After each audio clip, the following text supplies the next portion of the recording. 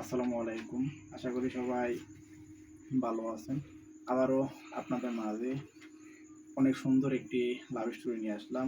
আজকে লাভ স্টোরিটা হলো গরিবের মেয়ে যখন গরিবের বউ। তো আপনারা তো সবাই বুঝতে আছেন আজকে লাভ স্টোরিটা অনেকটা সুন্দর হতে চলতেছে। তো আমি চাকরির সুবাদে শহরে থাকি। আর শহরে থাকার সাথে সাথেই শহরের পরিবেশের সাথে আমি মিশে গেছি। মানে কোনোভাবে আবদ্ধ হয়ে গেছি শহরের পরিবেশের সাথে। তো তারপরেও গ্রাম আমাকে টানে, কারণ গ্রামে যেহেতু ছোটো থেকে বড় হয়েছি। আর গ্রামে সবচেয়ে মজা বেশি হয়। আর গ্রামে ছুটি কাটাতে আমার ভালো লাগে। আর এরকম ছুটি যদি হয় যে বছরে ২ থেকে ৩ বার, তাহলে তো আরও ভালো লাগে। হঠাৎ করে এলাকায় গেলে তো অনেক ভালো লাগে। তো হঠাৎ করে যেহেতু বাড়ি থেকে আমাকে ফোন দেয়, তো ফোনটা রিসিভ করার সাথে সাথে তারা বলতেছে যে আমি যেন তাড়াতাড়ি বাড়িতে চলে যাই।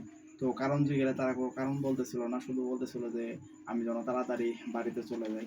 তো আমি বাড়িতে হঠাৎ করে ছুটি নিয়ে বাড়িতে চলে যাই। তো বাড়িতে চলে গিয়ে সবার সাথে কথা বলি। তো কথা বললে ওইদিন খাওয়া দাওয়া করে আমি ঘুমিয়ে পড়ি। তো সকালবেলা যখন ঘুম ভাঙে তখন দেখতে পেলাম বাড়িতে একটু লোকজন বেশি। তো তখন প্রশ্ন করলাম যে এত লোকজন কেন, কী সমস্যা?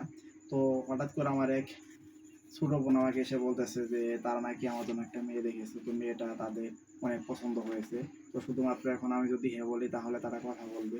তো কি আর করার, তাদের সবার যখন এতটা পছন্দ হয়েছে, আর তারা তো কেউ চাবে না যে আমার পরিবারে কোনো খারাপ মেয়ে বউ হয়ে আসুক।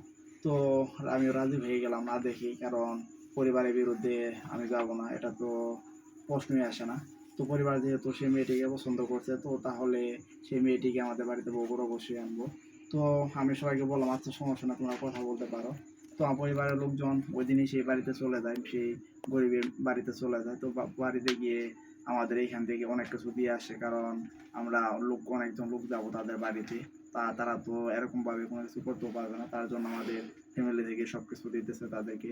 তো আপনারা এতক্ষণ পর্যন্ত যারা আমার লাভ স্টোরিটা শুনলেন তারা অবশ্যই আমার চ্যানেলটি সাবস্ক্রাইব করবেন, শেয়ার করবেন। আবার দেখা হচ্ছে আপনাদের মাঝে পরবর্তী কোনো লাভ স্টোরি নিয়ে।